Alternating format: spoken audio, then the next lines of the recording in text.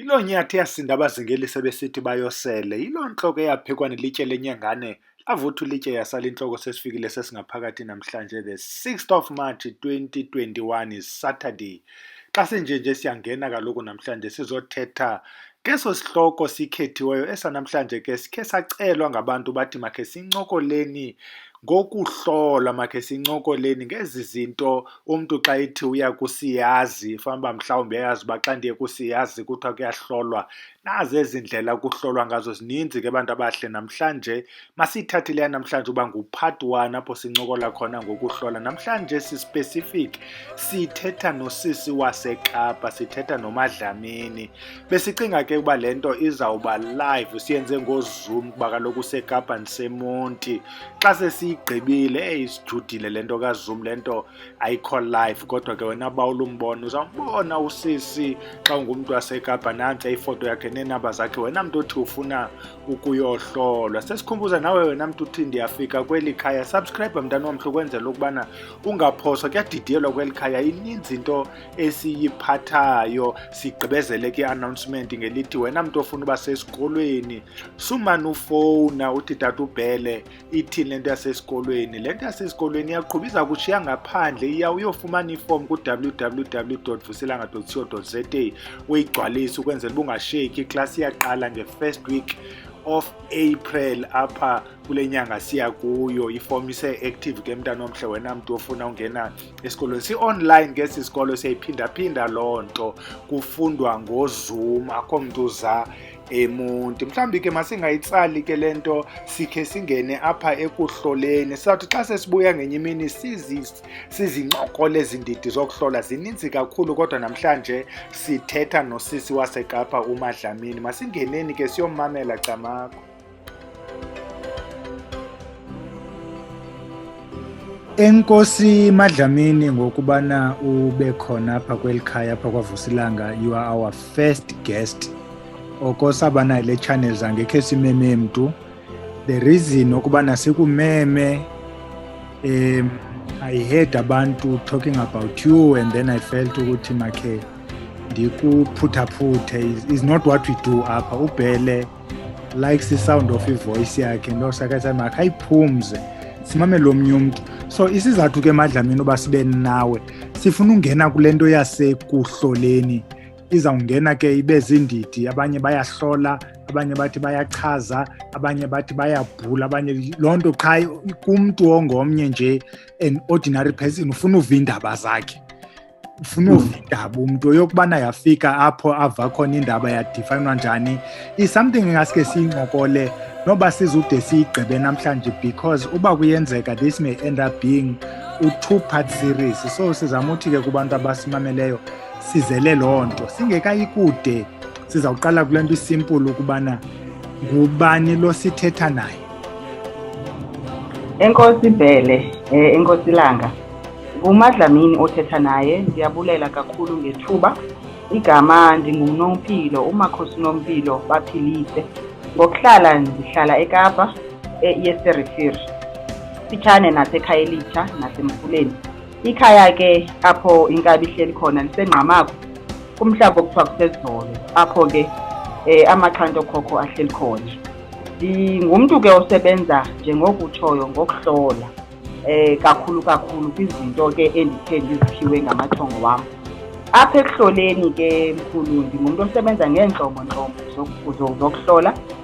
Ndithwasile okanye ndinyangiwe kumakhaya ngamakhaya endingekhe ndibe sawacacisa ngenxa yake mhlawumbi yokubamba amaxesha, kodwa ndihambile indlela yokuqala yam ngendlela yentsimbi emhlophe yakwaXhosa ngamanye amagama. Yandikhupha ke yandithumela nakwezinye indlela ngokokuthunywa ngamathongo okanye ngabantu abahlelise kwigazi lam. Mkhulu Bhele, ndinguNompilo nje okanye ndinguMakhosi Nompilo. Ndingumntu ke onceda kakhulu, ndithi xa ndizibizayo ndingumlomo wamathongo ebantwaneni babo. Ndingumlomo wabantwana bamathongo emathongweni wabo, ukwenzela ukuthi olu nxumalelwano lwabo lingapheli, the communication between bona ingapheli. Ngoba kaloku siyayazi umntu uxelela ukuthula, iba inyamelela ukuthula, kodwa umoya wona uyaqhubekeka. Ndingumuntu ke mkhulu ohlola ndiyahlola ngeBhayibhile ngoba ndandinomakhulu phambi kokubana mhlawumbi phambi koba siye apho bendisenomdla uthi uhambile senzela nje umuntu omameleyo mhlawumbi omnye unomdla kwakwezi zinto sizawuthetha ngazo abanye abantu banabo ubuparticular but andizungena kuloo nto uthi uyithathile intsimbi emhlophe khawuphinde uqhube kwezinye nenazo intsimbi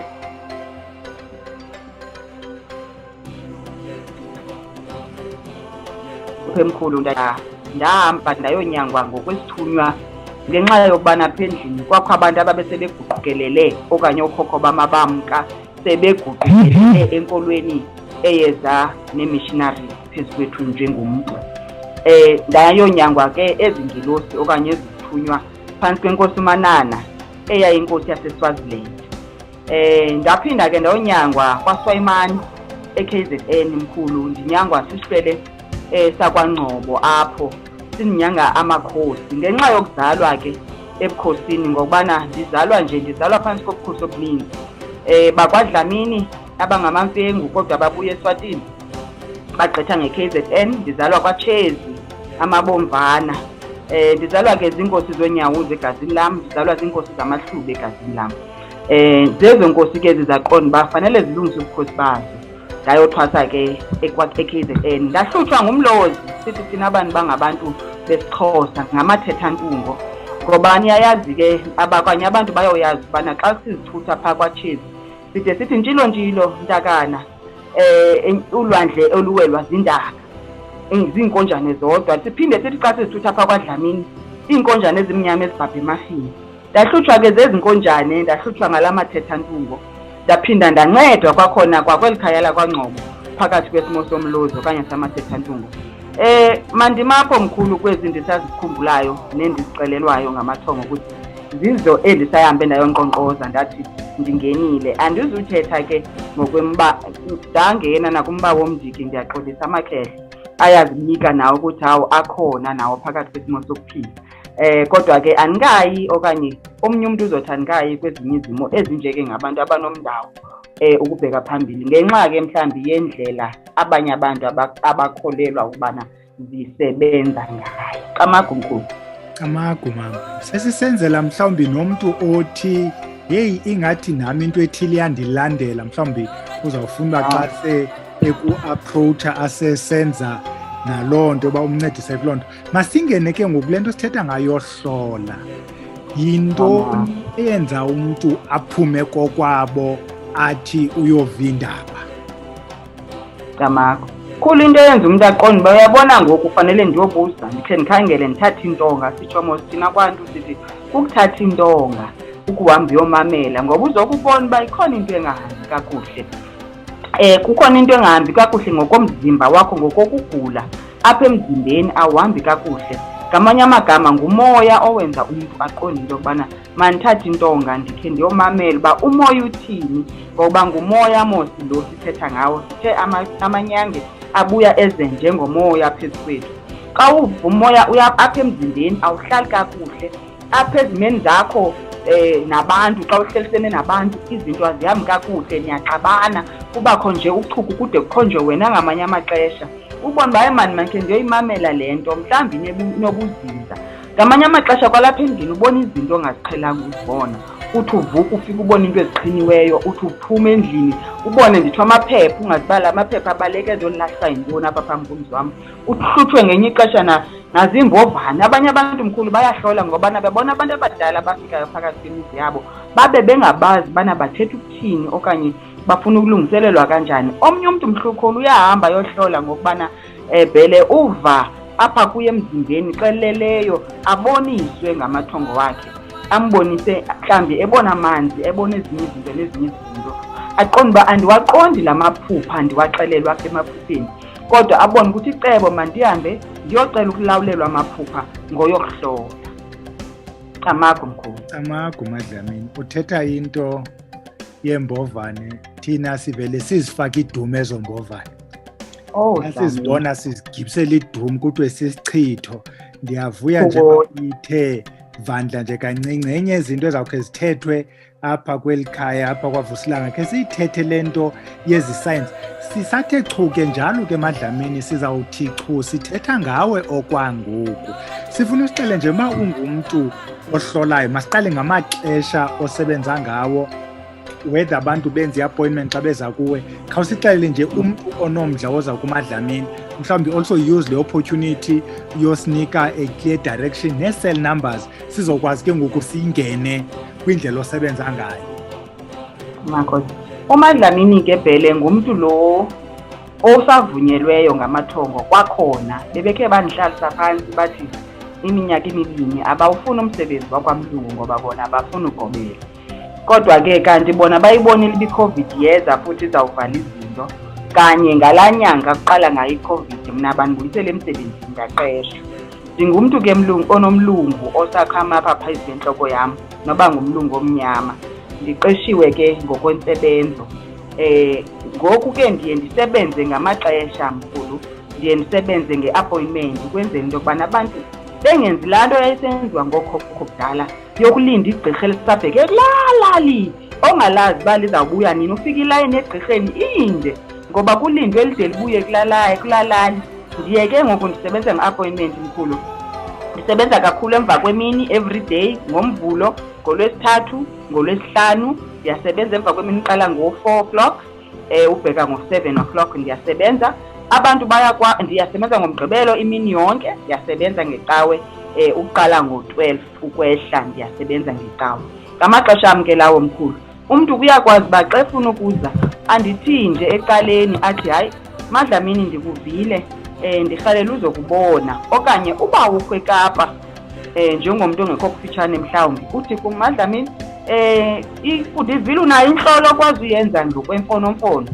Siyenze i-appointment ke Bhele sidibane ngento ka-video call, okanye sidibana ngo-video call kaZoom okanye i-video call kaWhatsApp. Abantu abaninzi sebeno-WhatsApp, seyaba ziintonga ke ngoku esikwazi uba sihlale kuzo sikwazi ukuhlola umoya uba uthini ngoku kwesimo sika-WhatsApp okanye ividiyo kaWhatsApp. Ngokwenza ividiyo sikwazi ujongana ngokwefowuni. Ndisebenza ke mkhulu ngephantsi kwenambari engu-067 623 2743 067 263 2743. Ndikhona ke napha kuFacebook i-account ekuthiwa ngumtholampilo Holistic Healing Hub. Mtholampilo Holistic Healing Hub uyandifumana kuFacebook. Le nambari iza kunika kuWhatsApp. UWhatsApp uyazifumana zonke iinkcukacha ozidingayo. Ndicele ke ibe ngabantu noko abahlutshwa zezi zimo besikhe sazithetha zokubana kukho into engahambi right, abafuna ukuyilungisa okanye abafuna uyiqonda uba inoba ithetha ukuthini na, ukwenzela ubana siza kongelana amaxesha nayo umntu ongelekela ixesha nam ndikwazi ukuthi ndongelekele ixesha kukwazi ukufumaneka uncedo kwabo balidingayo. Camagu mkhulu. Camagu mama, masikekelele kuyo ke ngoku. Abantu naba bayafika okanye loo mntu uyafika uzohlola. Khawusichazele kusetyenzwa njani apha kwaDlamini, nihlola njani kwezi ndidi zingaka zohlola? Siyabonga ke Khehle. Mkhulu Bhele, thina apha kwaDlamini sisebenza kakhulu ngendlela ithongo lomntu lakokwabo elisebenza ngalo. Ewe bakhona amathongo akuthi, kodwa bona baye bajonge njenge-security okanye njenge-bodyguard zokubana leli thongo elicela uzothetha apha embokweni womntana wethu ingaba lithongo elilungileyo na. Bese bayalivulela ukubana lingasondela lizothetha ke kuboni. Kulapho ke langa lithi xa lifikayo uba phambi kwakho kuhamba nogogo mhlambi okwayephethe phezu kwentloko yakho, afike lo gogo athi ndim ohlahla indlela ndicela ukuthetha phezu komntwana, kodwa mna ngicela ungibekele amanzi ngoba mna ndihlola ngamanzi. Sithatha amanzi kapha ekhaya sibeke amanzi kwenzela ugogo akwazi ukunxumana naye besithe ubani umntana wakhe ugogo. Sibuye ke mkhulu sithi uphinde kufike umkhulu Khehle, ikhehle lakhe lithi thina sasinesikhwama sifuna ukuhlola, sithi sifuna amathambo asinawo ke apha ekhaya, kodwa sinawo ama-shells baye bathi ke ngamathambo wamanzi esiye ke sibeke wona apha ekhaya esiwasebenzisayo. siphinde omnye umuntu afike athi ayi thina sesaphumela esiNgesini, kunabantu bakuthi mkhulu abamke emhlabeni sebesazi isiNgesi ngoba babesebenza namabhulu. Bathi thina sifuna ukuhlola ngamakhadi mntanami, siyawahlola ngamakhadi apha ekhaya, ngakumbi emntwini ofuna ukufumana umhlahlandlela ngesimo sebhizinisi, ngesimo sokuzazi ba apha empilweni ndisendaweni right na, ukufuna nje into ebhekisa phambili ukuthi siya njani phambili, uthina amathongo asekhaya ngalento ndifuna ukuyenza. Kulapho ke siphinde sihlole ngesimo ekuthiwa yiphendulamu ngamangesi. Sithi ke thina apha ekhaya sisitholisi somcephe, kusho ukuthi ke sisebenzisa umlozi welapha ekhaya ozothi ke usetshenziswe njengephendulamu. Khona into omkhulu ephathwa ngamangesi kwabanye abantu elilitye oye uyijikelezise, kodwa ke lapha ekhaya elozike, kodwa isebenza ndlela inye nale yelilitye lesilungu. Leya lapha ekhaya ke uyakwazi ubuza umbuzo emathongweni wakwakho ukubana ingaba kufanelekile into yokubana ndihlale emtshatweni wami, ewe, hayi, akunika ewe no hayi amathongo lapha ekhaya. Siphinde ke mhluke nditshilo ndathi mose siyahlola ngeBhayibhile. Apha emagameni ke sihlola ngamagama, apha emagameni sihlola ngamagama noba abhalwe kwiBhayibhile, noba abhalwe kwi-newspaper, noba abhalwe kwincwadi. Xa ngabe ngamagama siyakwazi ukufumana umyalezo wamathongo akokwenu phezu kwalo magama awabhalileyo. Kwakhomosa abantu ababezimbongi abathi bona xa bezayo bakwazi ubhala ileta, bakubonisa amagama athile ubana xa ubhale umxelele eMadlamini nanku sifuna into ethile, kuthiwe kwezacawe sakhe sakungena kuzona kuthiwe uyahlahlutywa, kodwa ke ngoku uhlahlutywa ngamagama. Izindlela ke mkhulu sikwazi ba ke mkhulu njengomuntu onamakhosi endalo, siyahlola ke ayaphakama amakhehle, ngakumbi kakhulu xa kufika umuntu owayeyinkosi owayebusa, ufumanisa ukuthi iyazithethela mkhulu nomntana wayo, futhi umntana wayo aze athi ukuthi ayibo ngumntamkhulu okanye ngukhokho lo othethayo ngalo mzuzu phezu kwakho mama.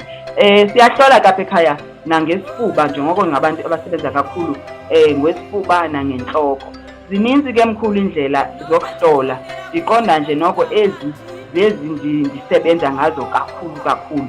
Siyahlola ke nokujonga umlilo, sibe siyabona ukuthi umlilo usixelela ntoni na. Kungakho sihlezi silayita into ezingamakhandlela, silayita izinto zokubona ukuthi sikwazi ukuthetha isimo sakho, ngakumbi xa ungumuntu onengxaki esezininzi, sihlole ngomlilo sikubonise ukuthi isimo sakho sikangakanani na. Kodwa ke okubalulekileyo siye sivulelwe lithongo lomuntu ngendlela lona elisebenza ngalo, ukwenzela ukuthi umyalezo ugqithele emntwaneni walo ngendlela ithongo elifuna ngalo. Ngomso ungathi uMadlamini ebethe, kodwa libe lithongo litshilo lithi thina singobani kanye lindinika impawu zokuba lona lalinjani na, ukwenzela ukuthi wena ulazi elithongo lithethayo bese liyakuxelela ithongo lokuba lona lifuna oku noku noku. Singabantu abanjalo ke mkhulu apha endlini. Baye bathi ke amangesi ngenye ixesha sikwangabo naba bantu ekuthiwa zii-medium, baye bathi abantu xa befika apha bangifanise nelinye ixhego endilaziyo lakwaHlubi elithanda ukuvela apha koonomabonakude, ndithi ubani nalo mntu nindixelela ngayo, kutsho ukuthi uye uve umyalezo ngendlela, uba ne-conversation, ukwazi uba nonxumelelwano, uncokole, ubuze umbuzo, ufumane impendulo, uvulelwe umboko wamazulu kuwena. Camagu Madlamini, utsho kamnandi, uBhela kaqhelanga umamela, qhela uthetha, usesikolweni namhlanje. Madlamini, ndicinga uba sikekelela ekuyo ivaleni, yintoni engenye ofuna usixela yona? Ingaske xa sesigqiba uphinde usinike inamba sizokwazi uba siyivale leya namhlanje.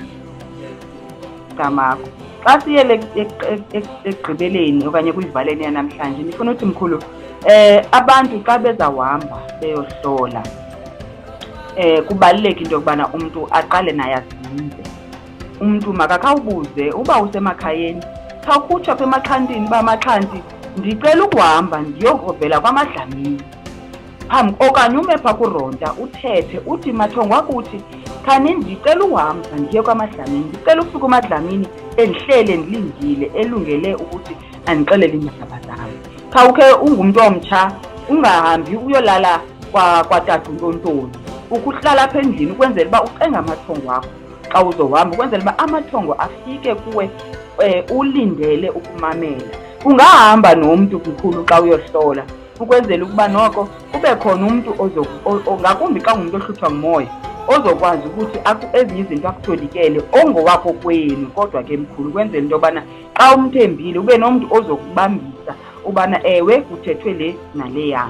Ezinye izinto ke mkhulu nje phambi koba siyeke ndifuna ukuyithetha yinto yokubana apha ekuhloleni abantu into amabayikhumbule yinto yobana lo moya uthetha ngezaa zinto ngoku sasisafunda mkhulu sisabethwa gqithi sisebancinci kwakusithiwa zii-senses. Ukuhlola kusebenza phezu kwee-senses. Noba umntu uhlola ngantoni na, nokuba umntu usebenza kanjani na, kodwa lo mbuzo uyahlala, le mpendulo iyahlala yokuba umyalezo wona ugqitha ngokwezi senses.